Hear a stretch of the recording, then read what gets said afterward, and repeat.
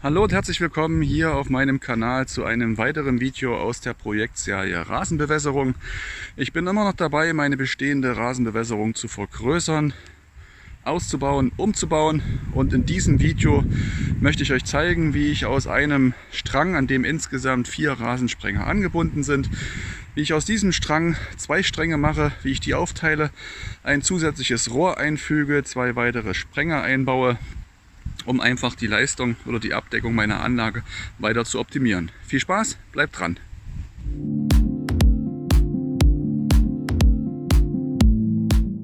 Bevor ich loslegen möchte ich euch alle aber noch einmal abholen. Deswegen ganz kurz die Vorstellung meiner Anlage, wie es im Moment läuft. Ich hatte früher 3 Beregnungskreise. Den ersten Kreis habe ich bereits umgebaut, habe aus einem Kreis mit 4 Regnern insgesamt 2 Kreise mit jeweils 3 Regnern gemacht. Das Ganze mit anderen Düsen versehen. Der Grund hierfür habe ich bereits in anderen Videos mehrfach beschrieben. Liegt einfach daran, dass mein Wasserdruck tagsüber sehr stark schwankt. Ich die Anlage zwar ausgerechnet hatte, dass alles auch funktioniert hatte. Dummerweise lag mein Fehler aber darin, dass ich den Wasserdruck als auch die Durchflussmenge gemessen, berechnet habe zu einem Zeitpunkt, als der Wasserdruck eben sehr gut war. Und erst hinterher habe ich festgestellt, mein Gott, mal sprengen die Regner hier 10 Meter weit, mal eben nur 7 Meter weit. Das möchte ich gern geändert haben. Hier nun auf der zweiten Rasenfläche seht ihr die bestehenden 4 Regner. Das ist einmal hier vorne links der, dann habe ich da hinten einen. Ein weiterer sprüht hier oben an der Ecke und ein dritter sprüht dann da oben an der Ecke. Von dieser Rasenfläche kommt dann auch noch was hier mit rüber. Das heißt, grundsätzlich ist jeder Bereich mindestens 2-mal abgedeckt, manche sogar 3-mal. Und ich möchte in diesem Projekt eins machen, diesen Bereich eben nochmal aufbohren. Ich habe hierzu schon mal ein Wasserrohr auf die Wiese verlegt, damit ihr euch ungefähr vorstellen könnt, wie das mal aussehen soll. Das heißt, hier in der Erde geht ein Wasserrohr lang, ein 25er PE-Rohr, in etwa auch so, wie es jetzt hier liegt. Von diesem Rohr gehen dann jeweils auf Höhe der Sprenger über ein T-Stück die Abzweige weg. Und ich möchte die Anlage nun so umbauen, dass ich das bestehende Rohr weiterhin nutze. Am bestehenden Rohr ungefähr hier an der Mitte werde ich einen weiteren Abzweig legen zu einem Sprenger, der dann an diesen Ort, wo dieser Metallpfahl steckt, dort sollte er reinkommen. Das heißt, ich hätte dann hier unten einen Sprenger, ich hätte hier in der Mitte einen Sprenger und ein weiterer wäre hier oben. Diesen Kreis werde ich einfach benutzen über das bestehende Rohr. Und dieses schwarze Rohr, was ihr jetzt hier seht, das werde ich zusätzlich neu in die Erde einbauen und werde dann über dieses Rohr einen Abzweig machen, der dann etwas tiefer als dieser aktuelle Sprenger hier hinkommt, wo ich diese Holzstäbchen hier reingesetzt habe. Ein zweiter Abzweig wird dann hier oben hinkommen, wo ich diese Holzstäbchen gesetzt habe. Und das Ganze wird verlängert bis zu diesem Bewässerungsregner, diesen i20 Hunter Regner, der da oben in der Ecke zu sehen ist. Das heißt, 3 Sprenger auf der linken Seite und 3 Sprenger auf der rechten Seite. Das Ganze wird dann eingebunden in meine Ventilbox. Die habe ich ja bereits eingebaut vor einigen Wochen. Auch dazu gibt es mehrere Videos, von der Installation, vom Zusammenbau bis hin zum Einbau und zum Anschluss der Elektrik und der Rohre. Und in dieser Box habe ich im Moment noch 2 Anschlüsse frei. Und dieser vordere Anschluss, den ihr hier seht, der wird dann dafür genommen, hier noch ein zusätzliches Rohr durchzuziehen. Das heißt, ich muss alles aufschachten, das Rohr neu verlegen, bei der Gelegenheit darauf achten, dass ich speziell, hier sieht man das sehr schön, vor erst einem Monat hier meine Begrenzungskabel für den Rasenroboter und die Steuerkabel in die Erde eingelassen habe. War natürlich nicht sehr clever gewesen, wenn ich dann sowieso hier umbauen wollte, aber was soll's. Ich werde jetzt loslegen, erstmal mit Schachten und Umbauen, und dann nehme ich euch hier im Video wieder mit. Bis gleich. Ich habe jetzt hier oben an der Position begonnen, den Graben auszuschachten. Vielleicht kurz vorab, die Position selber habe ich mit einer Spannschnur ausgemessen. Das ist in dem Fall genau die Mitte dieser Länge. Das heißt, dieser Regner steht dann genau mittig zwischen den beiden anderen Regnern, die ich hier habe. Von der Beregnungstiefe geht es dahingehend ziemlich genau auf, dass genau bis hier rüber an den weißen Kies bewässert werden kann. Also das ist mit knapp einem halben Meter fast identisch, die Strecken hier. Und zum Ausschachten mache ich jetzt eins, im Gegensatz zu der Erde, die ich ja hier oben am Haus habe, die ja durch die Drainage, durch diese Schlacke-Drainage sich praktisch gar nicht schaufeln lässt, ist es hier doch deutlich einfacher. Das heißt, in der Umsetzung her mache ich jetzt eins. Ich setze den Spaten einmal auf der Seite mit einer gewissen Schräge an, also so runterwärts.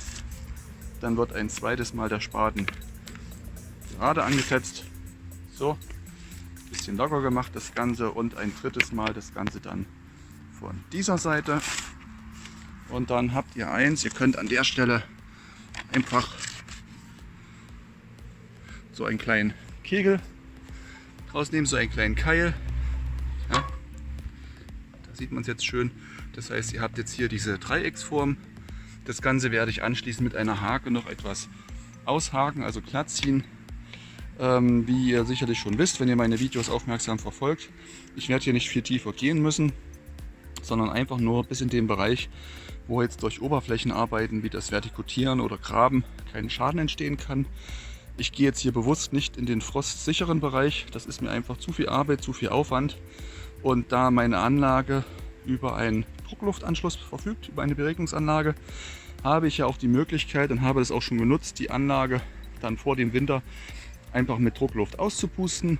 Das ist dann nicht mehr viel Arbeit, da wird dann nur ein Kompressor angeschlossen und das Wasser dann über die Düsen einfach herausgepresst. Und in dem Zusammenhang habe ich kein Wasser mehr in den Leitungen und somit dann eben auch kein Problem von gesprengten oder zerborstenen Leitungen, weil da Frost reingegangen ist. Wer sich das angucken möchte, in meiner Playlist zum Thema Gartenbewässerung, beziehungsweise schaut einfach nach Rasenbewässerung mit Druckluft aufpusten auf meinen Kanal, da habe ich das Video vorgestellt. Ich werde jetzt den Schacht noch einfach hier rüberwärts mitziehen. Irgendwo auf der Fläche werde ich dann auf das bestehende Rohr in der Erde treffen, um dann dort das T-Stück zu setzen.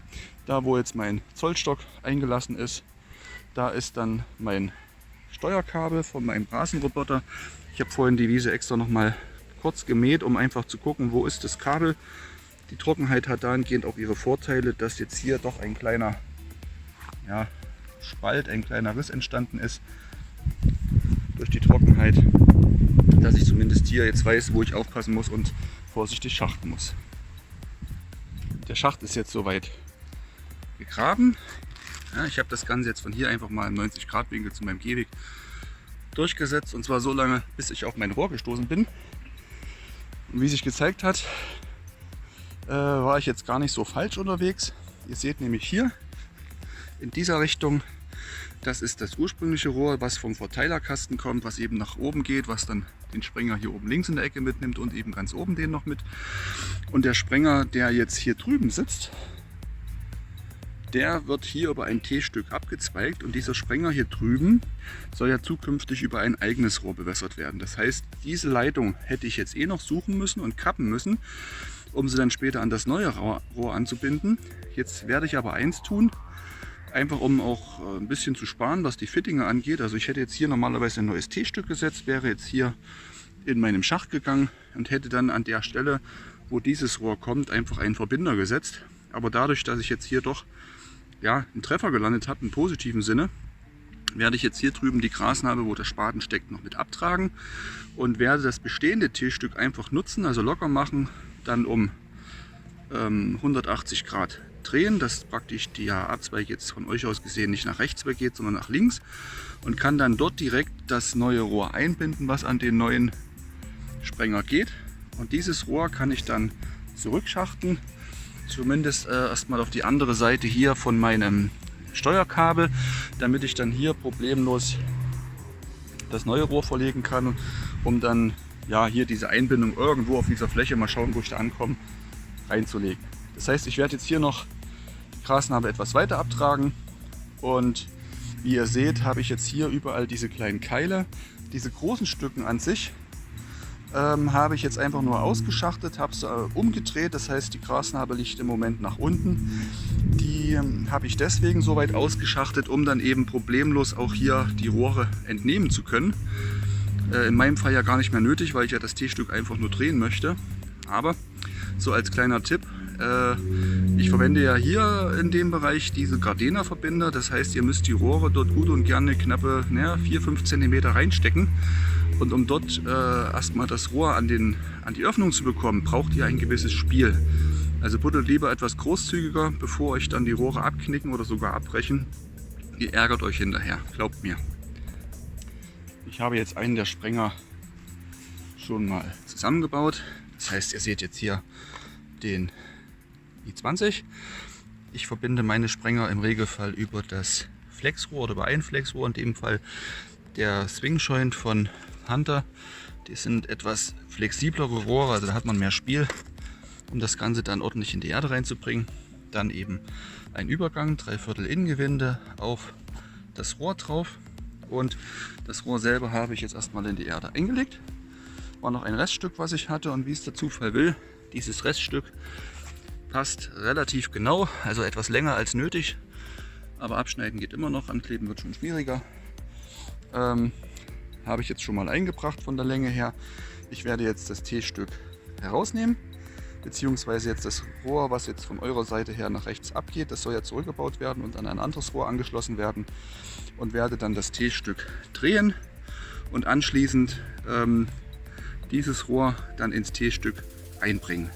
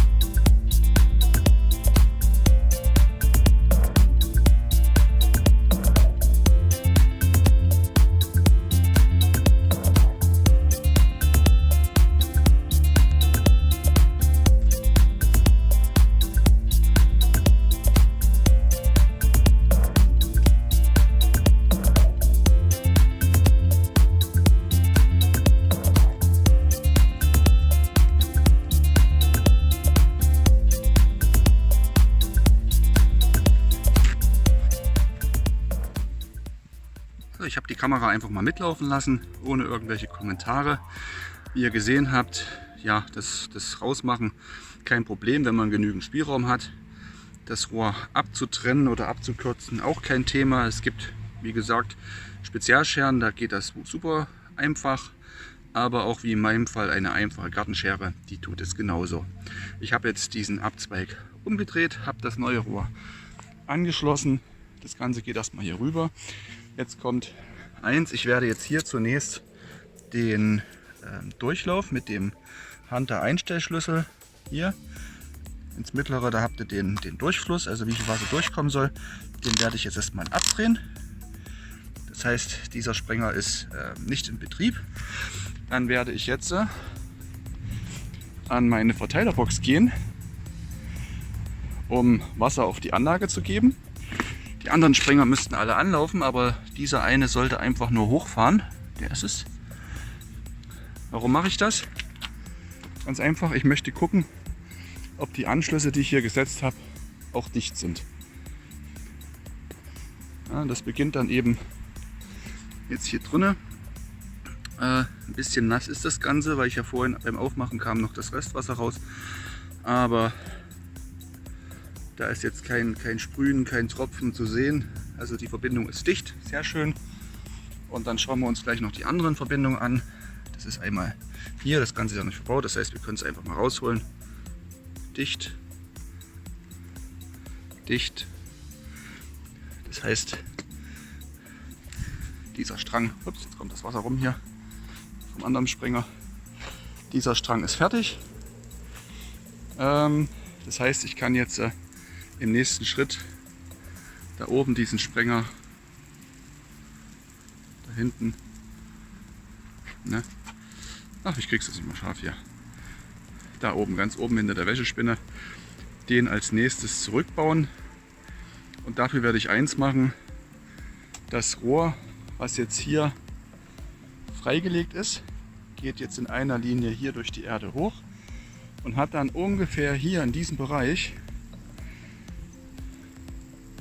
ebenfalls ein T-Stück sitzen. Und dieses T-Stück werde ich jetzt einfach gegen einen 90-Grad-Winkel austauschen. Das heißt, das Wasser, was jetzt von hier unten kommt, also was jetzt hier unten lang läuft, wird im Moment ja nach oben und nach links aufgeteilt. Und zukünftig wird es dann nur noch nach links abgezweigt zu diesem Sprenger, der im Moment ja hier beregnet. Das Rohr, was ich jetzt hier oben freilege, werde ich dann anschließend an das neue Rohr anschließen, zusammen mit den beiden neuen Sprengern, die ja auf dieser Seite gegenüber hinkommen. Und dann habe ich 3 Sprenger auf dieser Seite, 3 Sprenger auf der anderen Seite mit dem hier oben. Und dann kann das Ganze an der Ventilbox angeschlossen werden, der Hunter Steuercomputer neu programmiert werden. Und dann bin ich mit diesem kleinen Samstagseinsatz hier schon fertig. Die Grasnarbe habe ich jetzt wieder geschlossen. Das heißt, ich habe das Ganze im Untergrund mit einfacher Pflanzerde ein bisschen angehäuft, weil ich ja weggehakt hatte, da fehlt ein bisschen dann an Erde.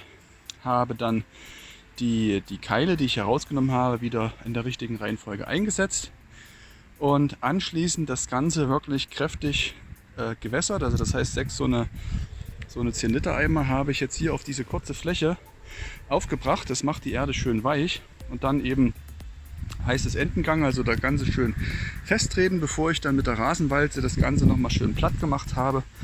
Das wächst dann wieder schön zusammen. In 2-3 Wochen ist es dann nicht mehr zu sehen, dass hier einfach mal was offen gewesen ist. Im nächsten Schritt werde ich jetzt dieses Rohr, was ich ja hier zurückgebaut habe, dieses hier, was zu diesem Rasensprenger hier vorne geht, hier, dieses Rohr werde ich jetzt erst einmal ebenfalls zurückbauen, weil der Rasensprenger kommt ja hier raus, weil in diesen zweiten neuen Kreis kommt ja hier einer hin und dann nochmal hier oben. Das heißt, den hier kann ich direkt zurückbauen und der wird dann eben hier unten oder dort oben neu eingebaut. Ich könnte jetzt hier ebenfalls mit dieser Keiltechnik Stück für Stück die Erde rausholen, dann wieder einbauen. Ich werde jetzt hier aber mal was anderes probieren. Und zwar werde ich mit dem Rasenkantenstecher einfach mal oben eine Kante abstechen, gerade durch. Ja, muss ich wieder aufpassen auf mein Steuerkabel. Und anschließend werde ich versuchen, das Rohr einfach über diese Kante, also über diese Fuge, die ich dann hier aussteche, das Rohr einfach herauszuziehen. Mal schauen, ob das funktioniert. Das wäre zumindest eine Option dann für die Zukunft, ein bisschen was, wenn es um Rückbau und ähnliches geht, an Buddelarbeit einzusparen. Also mit dem Rasenkantenstecher ist hier gar nichts zu machen. Die Erde ist knapp unter der Grasnarbe so hart. Also ich habe ja hier diesen extremen Lehmboden und alles, was jetzt unter der nachträglich aufgetragenen Muttererde ist, das ist, ja, da ist Beton. Also das ist wie Beton, dieser Lehmboden, da passiert gar nichts. Ich habe jetzt den Spaten genommen und habe jetzt hier vom Sprenger aus einfach mal so eine Kante gestochen. Bis hierher ungefähr habe ich es dann rausgezogen. Ne? Das sieht man dann auch sehr schön, wie das aufgeworfen ist. Also wenn ihr schön weichen Boden habt, ist das eine Option, die ihr durchaus mal in Betracht ziehen könntet, um Rohre zurückzubauen. Im Fall wie bei mir jetzt Lehmboden oder extrem ausgetrockneter Boden, lasst es. Also das sieht nicht besser oder schöner aus. Der einzige Vorteil war gewesen, dass nachdem ich das Rohr ungefähr hier auf die Hälfte herausgezogen hatte, konnte ich es dann nach hinten wegziehen, ein Stück, also unterirdisch durchziehen, dass ich jetzt hier zumindest mit meinem Begrenzungskabel, mit meinem Steuerkabel von meinem Rasenroboter keine Probleme hat, weil ich das Rohr einfach unten drunter weggezogen habe. Ich werde jetzt hier ebenfalls Wasser kräftig draufbringen. Das Loch da hinten muss ich noch Erde wieder reinmachen, wo der Rasensprenger war. Dann werde ich das Ganze anwalzen und dann auch hier den Bereich wieder verschließen. Und dann bin ich hier an der Stelle fertig und ich kann mich dann dieser Ecke hier oben widmen, wo ich ja das T-Stück gegen den Winkel austauschen möchte, um dann wenigstens diese eine Seite heute hier noch fertig zu bekommen. Der Winkel hier oben lässt sich deutlich schneller und effizienter setzen. Ganz einfach aus dem Grunde, dass ich mir hier oben dann eine Markierung schon gemacht hatte, wo die Verbinder sitzen. Also dieses T-Stück. Das heißt, ihr seht schon, ich habe hier wirklich einen relativ kleinen Bereich ausgegraben, weil ja, ich wusste, wo es ist, das Ganze. Das heißt, ich habe hier keine großen Erdschachtarbeiten, um das Ganze, die ich hinterher wieder in Ordnung bringen muss. Das heißt, hier geht das Ganze deutlich schneller. Ich werde jetzt hier dieses T-Stück, dieses Rohr hier kommt ja von unten, das ist die Zuleitung. Hier geht es einmal nach links weg, das ist dieser Springer, der hier hinten in der Ecke sitzt. Und dieses Rohr geht nach oben weg, direkt zu dem Springer, der an der Kante sitzt. Und dieses T-Stück werde ich ausbauen, werde es durch einen 90-Grad-Winkel ersetzen, dass das Wasser praktisch von unten kommen nur nach links geht. Und dann habe ich an diesem einen Wasserstrang diese 3 Rasensprenger, also ganz unten, der in der Mitte, den ich jetzt neu eingebaut habe, und der bestehende hier oben. Und bin praktisch mit der ersten Hälfte fertig, also habe das Bestandsrohr weiterhin genutzt. Dieses Rohr hier oben werde ich dann einfach erstmal ein bisschen anheben, weil hier in dieses Rohr werde ich dann diese neue Zuleitung einbinden, das heißt von unten kommend mit einem Verbinder, weil den Springer da oben werde ich ja behalten. Und in dieses neue Rohr, was ich ja jetzt hier schon ausgelegt habe auf der Wiese, werde ich dann auf der anderen Seite ebenfalls 2 neue Springer setzen.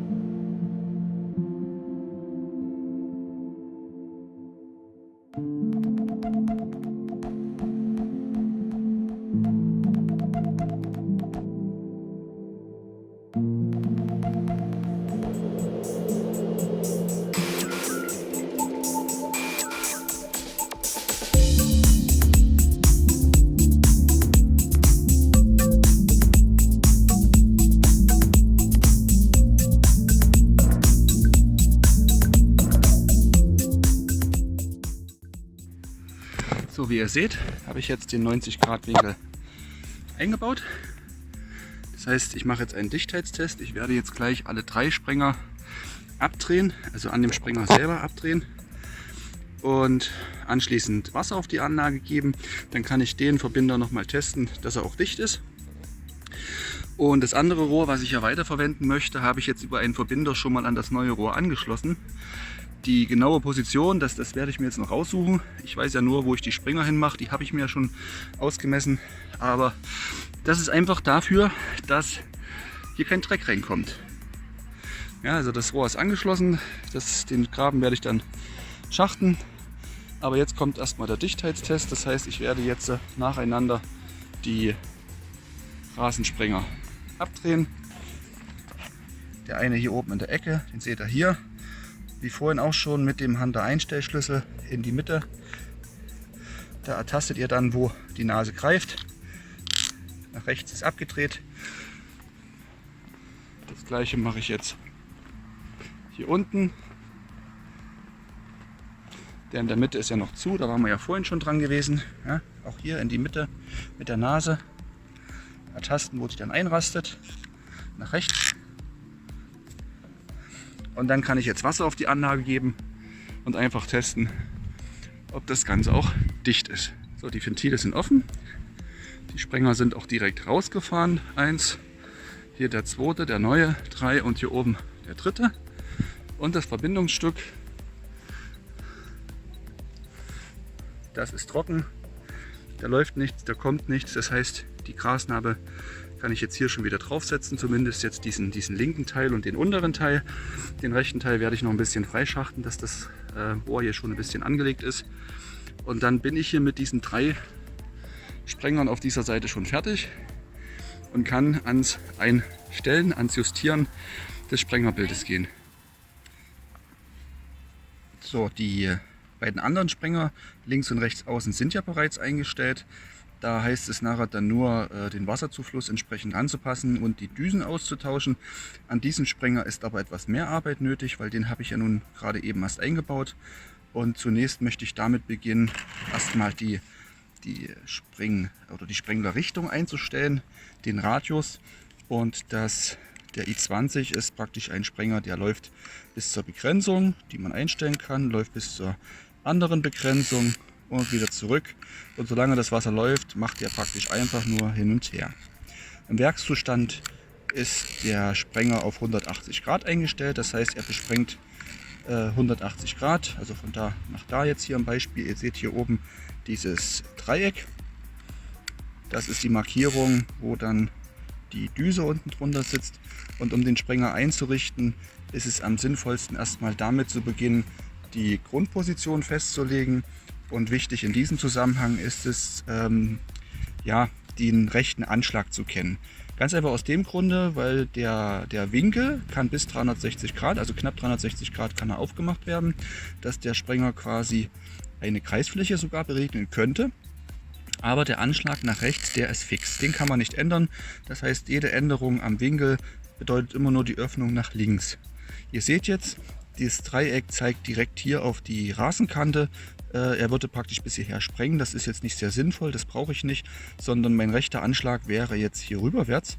Und um den eben festzulegen, mache ich erstmal eins. Ich drehe das Ganze exakt nach links bis zum Klacken und wieder ganz nach rechts, dass ich wirklich den effektiven rechten Anschlag habe. Anschließend schraube ich, wer hat den denn festgemacht? Den Sprenger locker. Ach, da ist noch Wasser drauf. Gut, muss ich erst das Wasser ablassen. So, ich habe jetzt zunächst den Druck von der Anlage genommen, da ich ja sonst den Sprengkopf an sich jetzt nicht herausnehmen kann. Der Sprengkopf selber ist ja eingeschraubt. Ja, ihr habt jetzt hier die ganze Apparatur. Der Bereich jetzt hier kommt ausgefahren, also die Feder ist relativ stark. Und erstaunlich muss ich immer wieder sagen, welchen Druck das Wasser hier aufbauen muss, um überhaupt diesen Sprenger nach oben rauszudrücken. Hier unten sind kleine Zahnräder eingebaut oder angebracht, die dann praktisch diese Hin- und Herbewegung über das Getriebe darstellen. So, der Regler selber ganz nach links, ganz nach rechts, das heißt, ich habe den rechten Anschlag und ich schaue jetzt hier oben auf mein Dreieck und dieses Dreieck soll ja nach rechts anschlagen, deswegen nehme ich jetzt den Sprenger und achte auf dieses Dreieck, dass es wirklich in die Richtung geht, in die ich das Ganze gern gesprengt haben möchte. Sobald der dann einmal sitzt, kann ich hier nichts mehr verändern. Durch die Zahnräder ist es dann fest. Ja, ich schraube das Ganze wieder dran. Handfest bis zum Anschlag, das reicht. So, und jetzt habe ich praktisch den Effekt, ich kann jetzt hier bis zum Anschlag drehen und hier ebenfalls bis zum Anschlag. Und wenn ich den Winkel jetzt verändern möchte, nehme ich wieder den Hunter-Einstellschlüssel mit der Plastiknase, gehe dann in die Öffnung ARC, das ist die äußere, suche mit dem Schlüssel den Anschlag, ja, und das ist die äußere hier. Und wenn ich jetzt einfach mal bis zum Anschlag drehe, ihr seht, standardmäßig sind das hier knappe 180 Grad. Wenn ich das Ganze jetzt einfach nach links drehe, also im Uhrzeigersinn, wird der Winkel größer. Ich mache jetzt mal eine kräftige Drehung.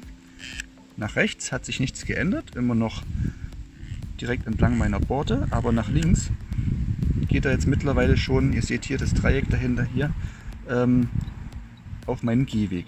Das möchte ich natürlich nicht, ich möchte das Ganze kleiner haben, deswegen drehe ich das Ganze wieder nach links, nach rechts gegen den Uhrzeigersinn, Anschlag rechts, links.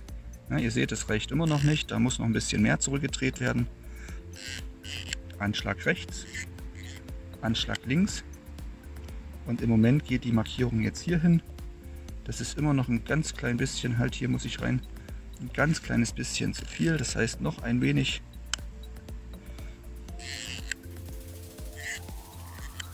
So. Damit kann ich jetzt leben. Und nachdem ich den Sprenger jetzt erstmal vom Winkel her eingestellt habe, muss ich grundsätzlich an das Unterteil hier nicht mehr ran. Das habe ich vorhin mit Erde schon kräftig festgemacht, also richtig festgestampft, dass der stabil hier drinnen sitzt. Und die Grasnarbe, die ich jetzt hier noch übrig habe, die werde ich jetzt einfach mir noch zurechtschneiden, mit einem Messer einfach auftrennen und links und rechts dann neben den Sprenger setzen, damit auch dieser Bereich wieder schön verwachsen kann. Ja, das ist die Originalgrasnarbe. Und dann haben wir hier ein kleines Stück.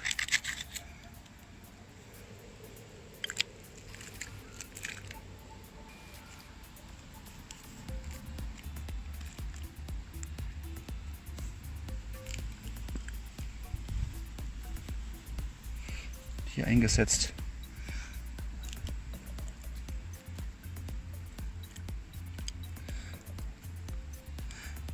Beim Wiederauffüllen mache ich das halt so, ich nutze hier Wasser aus der Tonne, richtig kräftig. Das macht die Erde schön weich und geschmeidig.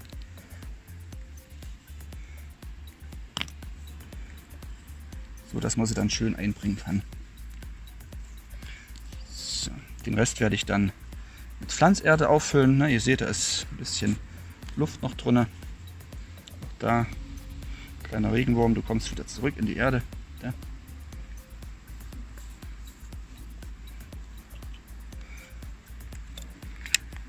Fertig. Die Grasnarbe hier oben habe ich jetzt auf der linken Seite soweit schon wieder geschlossen. Die 3 Sprenger sind ja eingebaut, justiert, funktionieren bereits und die Leitungen waren dicht. Das ist ja das Wichtigste. Und ich habe jetzt die Leitung jetzt hier schon mal weitergezogen, habe hier schon ein T-Stück gesetzt, habe bereits einen weiteren Sprenger an die Wunschposition eingebracht und habe das Rohr erstmal provisorisch direkt in meine Verteilerbox eingebunden und Druck auf die Anlage geben. Das seht ihr auch daran, dass die Sprengerköpfe ja oben sind. Im Moment kommt das Wasser von unten über das T-Stück einmal an diesen Sprenger und dann hier weiter über den Verbinder, hier hatte ich ja diese Auftrennung gehabt, an den anderen Sprenger. An der Stelle möchte ich jetzt einfach nur zwischendurch einen Dichtheitstest machen, dass ich die Grasnarbe nach und nach wieder schließen kann. Ich weiß nicht, wie weit ich heute mit meinen Arbeiten hier komme und ich möchte halt diese Keile auch nicht zu lange draußen liegen lassen, denn ja, es ist warm, es ist angenehm warm, knappe 35 Grad habe ich hier und die trocknen mir dann einfach zu schnell aus und das wieder einbauen macht es dann einfach schwieriger. Für die kommenden Tage sind Regen angesagt und da möchte ich auch dann die Stellen schon wieder neuen Grassamen einbringen. Und deswegen ist es wichtig, dass ich dann Stück für Stück die Anlage immer weiter Richtung Verteilerbox zurückbaue, dass dann zumindest der obere Teil schon so weit fertig ist, dass da schon Grassamen gesät werden kann, der dann durch den Regen wunderbar anwachsen kann.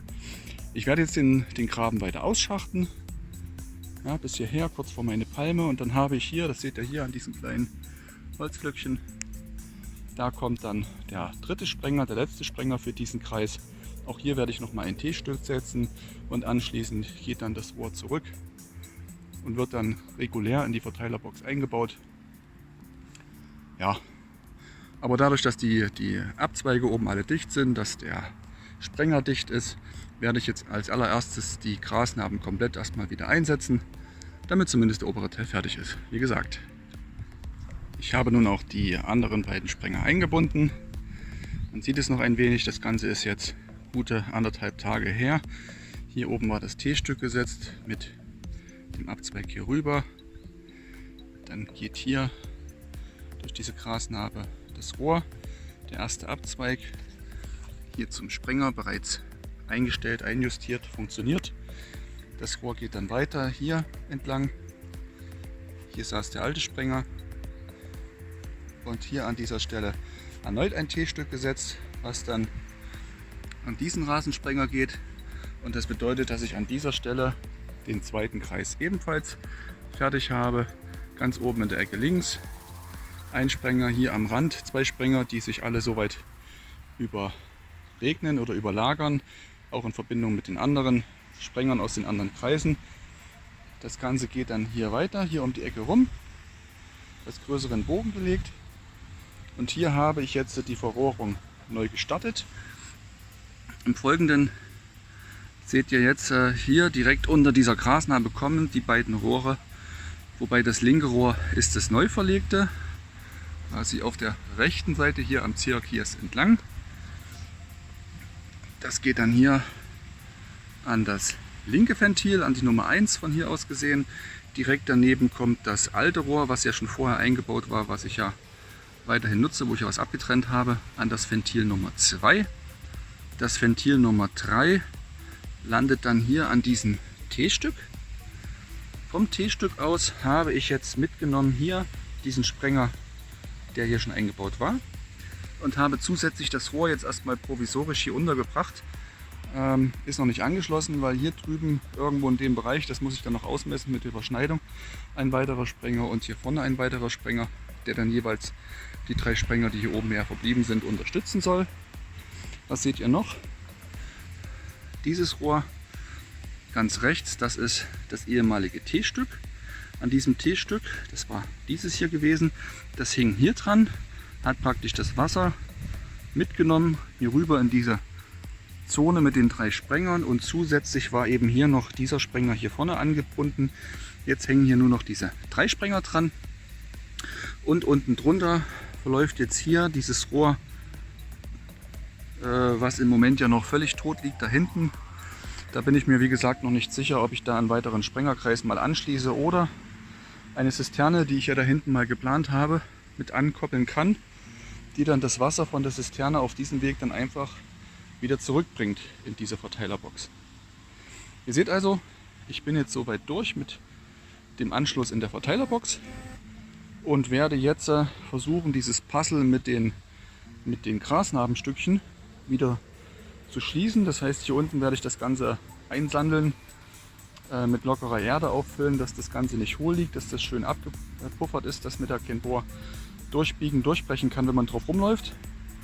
Dann wird die Grasnarbe drauf gesetzt, dann wird die Schutzfolie wieder eingebracht hinten vor der Box. Auf der zu mir hingewandten Seite erfolgt dann das Auffüllen mit Erde bzw. der Grasnarbe, gegebenenfalls frischen Grassamen, und dahinter dann auf dieser Seite wird dann der Rest ebenfalls aufgefüllt mit Kies, so wie es hier schon ist. Obendrauf dann eine frische Lage mit Zierkies, und dann ist das in diesem Bereich auch schon fertig, und ich kann dann entweder die Woche über mal abends, wenn das Wetter mitspielt, oder am Wochenende dieses Rohr hier hinten, also diese beiden Sprenger, die hier noch reinkommen soll, ebenfalls noch einbauen. Aber die Anlage an sich ist schon mal funktionsfähig, Drucktest bestanden. So viel für heute. Den letzten Kreis habe ich nun auch angeschlossen. Ihr seht hier diesen Sprenger, der war ja schon vorhanden, den ich über ein T-Stück mit dem Rohr dann hierher verlängert habe. Ein weiteres T-Stück ist dann hier gesetzt worden. Das geht zum einen dann in das Rohr über, welches diesen Sprenger hier versorgt, und auf der anderen Seite hier entlang zu diesem Sprenger hier. Ich habe Druck auf die Anlage gegeben, die Anlage ist dicht, es leckt nirgendwo, das heißt, ich kann jetzt abschließend hier noch ein bisschen abstechen, um das Rohr noch ein wenig tiefer in die Erde reinzubekommen. Anschließend werde ich diese ausgestochene Grasnarbe, diese Keile, wieder einsetzen, mit viel Wasser weich machen und anschließend das Ganze dann wieder feststampfen, mit der Walze platt machen, die überschüssige Erde abbrechen bzw. mit dem Rasenmäher aufsaugen, und dann kann ich das Ganze einjustieren, und ich bin dann auch soweit fertig mit meinem Projekt hier. Aus 3 Beregnungskreisen habe ich dann insgesamt 6 Stück gemacht. Aus bisher 12 Sprengern habe ich dann 18 Sprenger gemacht. Ich hoffe, dass sich das Ganze dann auch bemerkbar macht. dass dann insbesondere die Flächen jetzt hier, die den ganzen Tag in der prallen Sonne liegen, das seht ihr hier, da kommt dann doch ja, sehr schnell das Braune durch. Und meine Bewässerungsanlage war jetzt auch 2 Wochen außer Betrieb durch die Umbaumaßnahmen. Ich hoffe, dass das dann alles das gewünschte Ergebnis auch bringt. Da wird es dann noch ein Nachher-Video geben. Nach ein paar Wochen, Monaten mal schauen, damit ihr dann noch einen Eindruck bekommt, ob sich das Ganze überhaupt lohnt, beziehungsweise ob sich das für mich gelohnt hat. Der vorletzte Schritt ist abgeschlossen. Ich habe jetzt mit dem Rechen die überschüssige Erde abgerechnet, habe mit dem Rasenmäher jetzt die komplette Fläche auf einer niedrigen Stufe, auf Stufe 2 von 7, einmal abgefahren und damit dann die überschüssige Erde, die kleinen Steinchen und so weiter, quasi aufgesaugt. Den Sprengerkreis jetzt, diesen neuen, habe ich bereits justiert und eingestellt. Ja, und ihr seht jetzt hier, man sieht vereinzelt noch kleine Lücken. Ja, auch das Steuerkabel vom Roboter muss ich teilweise noch mal umlegen. Aber alles kein Thema, das sind alles so kleine Fleißarbeiten, die ich nebenbei mitmachen kann. Und im letzten und abschließenden Schritt werde ich jetzt den Grassamen aufbringen, frischen Grassamen. Ich teste aktuell sogenannten Roboterrasen. Mal schauen, wo da der Unterschied ist zu den bisherigen verschiedenen Rasensorten, die ich bisher schon hatte. Auf den Grassamen werde ich dann nochmal Muttererde bringen oder Pflanzerde in dem Falle, einfach um diese Lücken, die sich hier aufgetan haben, noch mit zu verschließen, damit sich dann nach und nach hier eine gerade Fläche ergibt. Und ich denke dann mal, wenn das Wetter mitspielt, es weiterhin schön warm bleibt und entweder von da oben oder eben aus meiner Bewässerungsanlage das Wasser kommt, dass dann der Rasen hier in 2-3 Wochen wirklich wieder schön grün und saftig ausschaut. Und zum Abschluss jetzt einfach nochmal ein Blick in meine Verteilerbox. Der neue Kreis ist die Nummer 3, den öffnen wir jetzt einfach mal und schwupps. Ach verdammt, da kommt das Wasser gleich geschossen. Ja, also der linke Sprüher, den habe ich jetzt etwas großzügiger eingestellt, also der geht wirklich bis in die Hecke hinein. Hat den schönen Nebeneffekt, dass die Hecke eben mitbewässert wird. Viel wichtiger war mir aber, dass er praktisch nach hinten hin bis zu meinem Wein und hier vorne auch noch die Palmen ein bisschen mitnimmt, dass ich mir die sonstigen Gießarbeiten damit gleich mit erspare. Also ihr seht, schön weit rum. Die beiden ergänzen sich auch, also besprühen sich jeweils. Aktuell ist der Wasserdruck wieder recht gut. Das heißt, es geht auch leicht bis ans Haus ran. Das muss ich noch ein bisschen runterfahren, ein bisschen Feineinstellung machen. Auf der anderen Seite geht es auch bis knapp an den Weg ran, wo ja schon die nächsten Sprenger sitzen. Also im Großen und Ganzen bin ich zufrieden. Wie gesagt, jetzt kommt der Grassamen, noch etwas Erde. Und dann werde ich mit diesem Video wahrscheinlich auch noch ein bisschen warten, um euch direkt hier dann das Ergebnis, das fertige Bild mit reinschneiden zu können. Ihr habt meine Anlage nun gesehen. Viele von euch haben mich auch während des Umbaus begleitet.